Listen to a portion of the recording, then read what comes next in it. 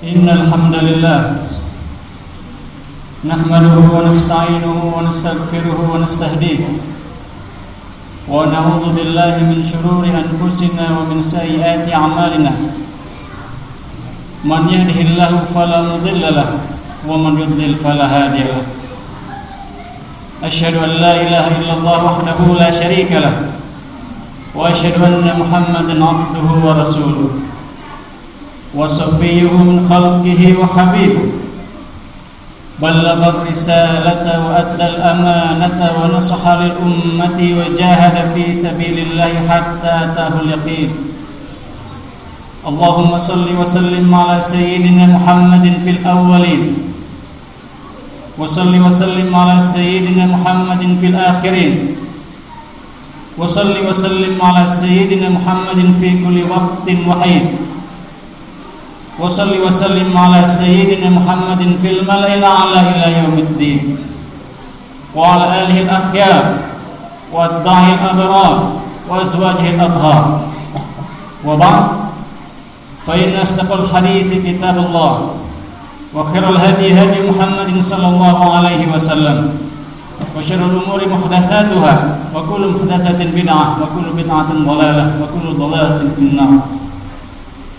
Ya ayyuhalladzina amanu taqullaha haqqa tuqatih wa la tamutunna illa wa antum muslimun. Ya ayyuhan nasu taqu rabbakumul ladzi khalaqakum min nafsin wahidah wa khalaqa minha zawjaha wa batha minhuma rijalan katsiran wa nisaa'a. Wattaqullaha alladzi tasaaluna bihi wal arham innallaha kana 'alaikum raqiba. Ya ayyuhalladzina amanu taqullaha wa qulu qawlan sadida yuslih lakum a'malakum wa yaghfir lakum dhunubakum wa may yuti'illaha wa rasulahu faqad faza fawzan 'azima. Ikhwatal hudur, ayyuhal muslimun, hadirin sekalian, alhamdulillah dengan izin Allah Subhanahu wa taala kita bisa bertemu lagi di hari Jumat untuk melaksanakan salah satu kewajiban kita sebagai umat Islam, yaitu melaksanakan salat Jumat berjamaah. Hadirin sekalian, Rasulullah SAW bersabda, Innallaha la yanzi'u ilma intiza'an walakin yantazi'u bintiza'il ulama. Sesungguhnya Allah Subhanahu wa taala tidak mengambil ilmu dengan begitu saja, tetapi Allah Subhanahu wa taala mengambil ilmu dengan mengambil nyawa para ulama. Hadirin sekalian, di setiap masa saat tidak ada nabi, saat itulah umat Islam bergantung kepada para ulama. Merekalah yang melanjutkan perjuangan para ulama. Merekalah yang mewarisi harta karun Nabi Muhammad SAW, yaitu ilmu. Hadirin sekalian, para ulama lah yang mengajari kita bagaimana sholat, bagaimana berzakat, bagaimana berpuasa, dan lain sebagainya. Dan andai kata tidak ada para ulama ini, tentu saja akan hilang juga ajaran-ajaran Islam. Hadirin sekalian, disinilah Rasulullah SAW menyadarkan kepada kita betapa pentingnya peran ulama dan betapa pentingnya ilmu. Hadirin sekalian, Rasulullah SAW pernah bersabda, akan datang suatu masa di mana di sana orang-orang tidak mengetahui lagi masalah wa mazakat wa masul. Akan ada suatu masa di mana nanti orang-orang tidak tahu lagi apa itu salat, apa itu zakat, apa itu puasa. Hadirin sekalian, bisa jadi hal tersebut sudah muncul tanda-tandanya sejak sekarang. Dalam sebuah kisah, salah satu masyayikh dalam khutbahnya menceritakan ada seseorang datang kepada beliau setelah beliau menjelaskan tentang hukum-hukum yang membatalkan wudu. Saat itu beliau bertanya, salah satu yang bisa dikatakan juga seorang terpelajar yang memiliki pendidikan sampai perguruan tinggi bertanya kepada sang syekh tersebut, wahai syekh, apakah kalau kita sholat sunnah kita juga harus berwudu? Hadirin sekalian, ternyata di sebuah negeri muslim, di Saudi Arabia, yang mayoritas penduduknya bisa dikatakan 100% muslim, ternyata masih ada yang belum tahu bahwa ternyata sholat sunnah pun harus memakai wudu. Dan syekh tersebut pun mengatakan tentu saja sholat sunnah harus memakai wudu. Hadirin sekalian, kejadian tersebut terulang lagi pada syekh yang sama. Datang kepada beliau seseorang, kemudian menanyakan, wahai syekh, apabila saya terkena junub atau bagi yang perempuan mungkin haid, apakah saya harus mandi atau hanya berwudu? Hadirin sekalian, ternyata orang ini seumur hidupnya saat dia terkena junub, yang dia lakukan hanya wudu saja, kemudian melaksanakan sholat. Ternyata dia baru tahu bahwa ternyata setelah junub dia harus melaksanakan mandi wajib. Hadirin sekalian, ilmu-ilmu seperti ini para ulama menyebutnya sebagai al-ilm ad-daruri, ilmu-ilmu darurat yang harus dilaksanakan oleh umat Islam saat dia sudah mulai menjadi muslim. Karena itulah Rasulullah SAW setiap ada seseorang masuk Islam tidak langsung diizinkan pulang, tetapi dia disuruh belajar. Hadirin sekalian, Rasulullah bersabda, alimu akhakum, ajarilah saudara kalian. Hadirin sekalian, hukum-hukum fikih yang berkaitan dengan sholat, zakat, puasa adalah hal wajib yang harus kita pelajari sendiri, bukan oleh orang lain. Kenapa? Karena kita sendirilah yang harus mencarinya dan kita sendiri yang harus melaksanakannya. Hadirin sekalian, memang di zaman sekarang kita dimudahkan dengan adanya internet. Kita bisa cari informasi langsung dari Google. Tetapi yang perlu kita ketahui bahwa tidak semua informasi yang ada di Google bisa dicerna dengan baik, terutama oleh orang-orang yang tidak pernah belajar. Hadirin sekalian, mungkin Anda juga tahu ada yang disebut dengan Google Ads atau iklan dari Google, yang ketika kita ketik di kolom pencarian, yang muncul adalah yang paling atas. Itulah orang-orang yang membayar iklan. Bisa jadi yang muncul di atas bukan dari orang-orang yang benar-benar keilmuan. Hadirin sekalian, selain itu, ketika kita membaca sebuah penjelasan tentang sebuah hukum fikih, di situ tentu saja kita harus memiliki dasar tentang pemahaman bahasa Arab, salah satunya usul fikih, maqasidus syariah, dan lain sebagainya, yang semua itu tidak bisa didapat dalam sekali membaca. Hadirin sekalian, disinilah tampak dan jelas betapa pentingnya bagi kita untuk menambah keilmuan kita, untuk mencari ilmu. Karena itu Rasulullah SAW beliau bersabda, "Utlubil ilma walau bis-sin." Carilah ilmu meskipun di negeri Cina. "Utlubil ilma minal mahdi ilal lahd." Carilah ilmu dari buayan sampai liang lahat. Hadirin sekalian, karena itu beliau juga mewajibkan untuk mencari ilmu. Thalabul ilmi fardhatun ala kulli muslimin wa muslimah. Beliau juga bersabda, beliau mengatakan, "Man salaka thariqan," barang siapa mengambil jalan yaltamisu fihi ilman, untuk mencari ilmu, sahalallahu bihi thariqan ilal jannah, maka Allah mudahkan jalannya untuk menuju surga. Wa innal malaikata, dan sungguh para malaikat, la tad'u ajnihataha, meletakkan sayap-sayapnya li talibil ilmi, kepada seorang pelajar, ridwan lima yasna, sebagai wujud keriduannya atas apa yang dia lakukan. Hadirin sekalian, di masa sekarang ini tentu saja mencari ilmu ada langkah-langkahnya. Salah satu masyayikh, salah satu syekh besar di Mesir, Syekh Ali Jum'ah, yang merupakan mufti Mesir di periode sebelumnya. Saat ini mufti Mesir Al-Ustaz Dr. Ibrahim Asyauqi, sebelumnya adalah Syekh Ali Jum'ah. Dan dalam satu majelisnya beliau menceritakan ada 5 rukun ilmu yang harus disempurnakan agar seseorang bisa menyempurnakan ilmu. Hadirin sekalian, 5 rukun ilmu ini ada 5. Yang pertama at-talib atau pelajar. Yang kedua al-ustad atau guru. Yang ketiga al-kitab atau buku. Yang keempat al-manhaj atau kurikulum. Yang kelima al-bi'ah al-ilmiyah al-muhaitah atau lingkungan keilmuan yang mengelilingi. Hadirin sekalian, yang pertama-tama tentu saja at-talib. At-talib atau pelajar inilah faktor pertama dalam lima unsur rukun ilmu. Seorang pelajar menurut Imam Syafi'i ada 6 syarat yang harus dipenuhi. Yang pertama zakat, memiliki kecerdasan, wa hirsun, memiliki semangat, wa bulghah, memiliki fokus, wa ijtihad, dan memiliki kesungguhan, wa suhbat ustaz, dan memiliki kedekatan dengan guru. Yang terakhir, tulu zaman. Tulu zaman artinya waktu yang panjang. Hadirin sekalian, dalam salah satu halaqahnya Mufti Mesir saat ini, Dr. Ibrahim Asyauqi, menjelaskan bahwa ternyata mencari ilmu itu butuh waktu yang panjang. Hadirin sekalian, seseorang menghabiskan umurnya 10 tahun, 20 tahun, 30 tahun, bahkan mungkin 50 tahun, tetapi bisa jadi yang dia serap hanya sedikit. Karena itu hadirin sekalian, untuk ilmu memang kita tidak perlu tanggung-tanggung.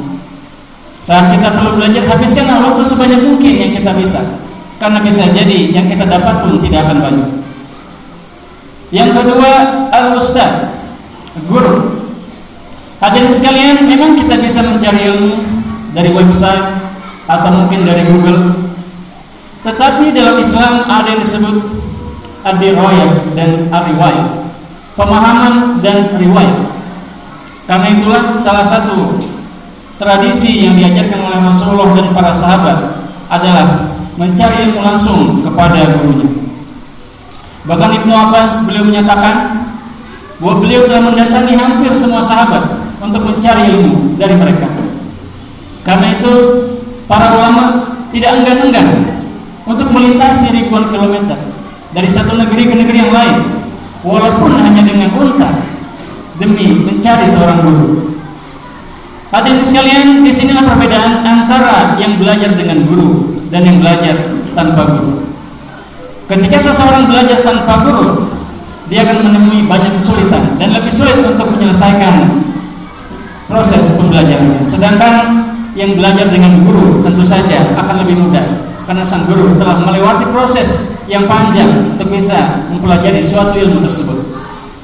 Sampai hari ini di banyak tempat, di majelis-majelis ilmu masih ada guru-guru yang dengan ikhlas membagikan ilmu dan mengabdikan dirinya puluhan tahun demi menjaga salah satu peradaban besar umat Islam, yaitu ilmu pengetahuan.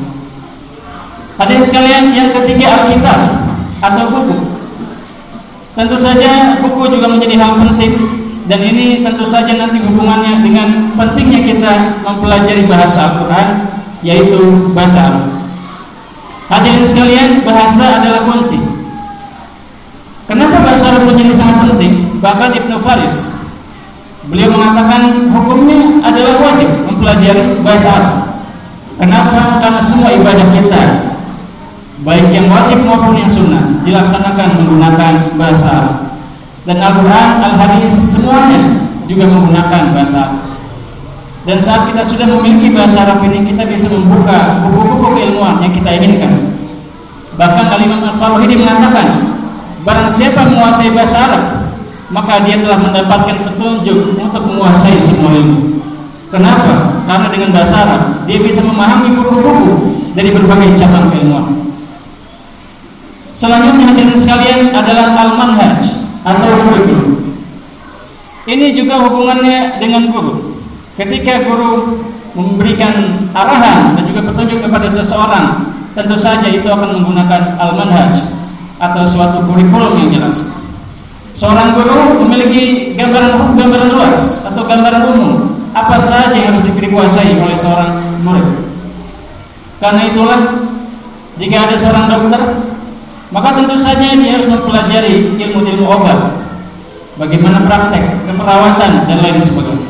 Begitu juga dengan ilmu agama, ada berbagai cabang-cabangnya yang harus kita kuasai, seperti ilmu bahasa, ilmu akidah, ilmu fikih, dan lain sebagainya. Selanjutnya al-manhaj yang terakhir adalah al-bi'ah al-ilmiyah al-muhaitah atau lingkungan keilmuan yang menyelimuti. Hadirin sekalian, kalau kita belajar sendiri tentu saja semangat kita naik turun. Karena itulah memang sudah sepatutnya kita mencari suatu komunitas untuk kita belajar, agar semangat itu juga semakin terjaga.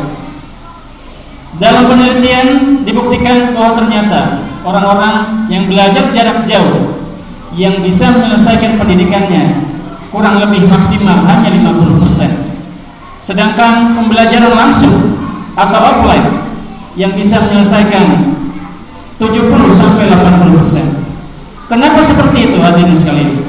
Karena dalam pertemuan, dalam lingkungan keilmuan, bi'ah ilmiah muhita, ada sesuatu yang membuat seseorang menjadi lebih termotivasi untuk belajar. Hadirin sekalian, jalan ilmu begitu panjang. Mishwar wa ilmi tawil wal ilmu la yumkin ayyuhal tawil. Dan ilmu itu tidak mungkin dikuasai semuanya. Karena itulah Allah Subhanahu wa taala berfirman, memerintahkan Nabi Muhammad untuk berdoa, Rabbi zidni ilm. Ya Allah, tambahkanlah bagiku ilmu. Rasulullah tidak pernah diperintahkan untuk meminta harta, tidak juga meminta tambahan ibadah, tetapi Allah Subhanahu wa taala memerintahkan satu hal agar beliau pinta untuk ditambah, yaitu ilmu. Wa qur rabbi zidni ilm. Dan dalam Al-Quran kita temukan bahwa para nabi pun mereka juga bersemangat untuk belajar. Salah satunya adalah kisah Nabi Musa. Saat beliau ditanya oleh salah satu kaumnya, apakah ada yang lebih alim dari anda di dunia ini? Saat itu serta-merta Nabi Musa menjawab, tidak ada, akulah yang paling alim. Dan saat itulah Allah Subhanahu wa taala menunjukkan bahwa ada seorang yang lebih alim dari beliau, yang tinggal di tempat pertemuan dua laut, fi majma'il bahrain. Dan saat itulah Nabi Musa langsung menemui Nabi Khidir tersebut dan kemudian berkata, hal tu'allimani mimma ulimta rusyda. Maukah engkau ajarkan kepadaku sesuatu yang Allah ajarkan kepadamu? Hadirin sekalian, jangankan para guru, jangankan para profesor, bahkan para nabi pun mereka pun masih belajar. Apalagi kita yang bukan nabi, tentu saja merupakan kewajiban bagi kita untuk selalu belajar dan menambah keilmuan kita. Hadirin sekalian, di masa sekarang ini, di mana fasilitas internet semakin mudah, tentu saja kita bisa belajar di mana-mana. Dan mungkin tidak harus jauh, tetapi bisa dengan teman-teman terdekat kita atau mungkin tetangga-tetangga kita. Karena insya Allah barang siapa yang bersungguh-sungguh maka akan dapat manjadda wajad.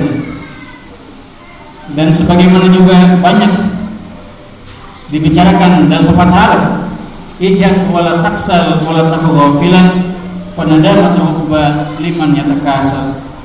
Bersungguh-sungguhlah dan jangan bermalas-malasan, karena penyesalan di akhir hanyalah bagi orang-orang yang malas. Selama masih ada usia, selama masih ada waktu, mudah-mudahan kita juga diberi kemudahan untuk bisa terus belajar. Barakallahu li wa lakum bil Qur'anil azim wa nafa'ani wa iyyakum bima fihi minal ayati wa dzikril hakim wa taqabbal minni wa minkum tilawatahu wastaghfiruhu innahu huwal ghafurur rahim.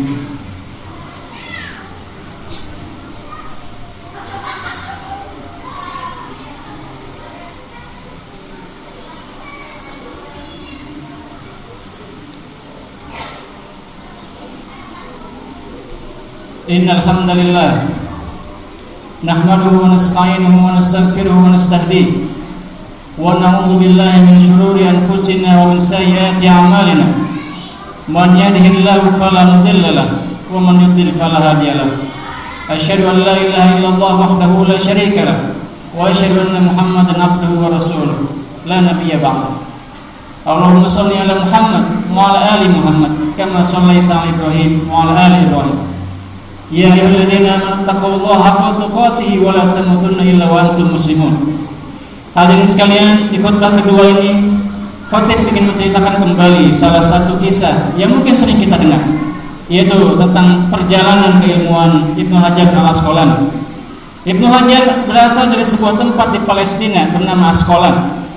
Beliau merantau ke Mesir untuk belajar.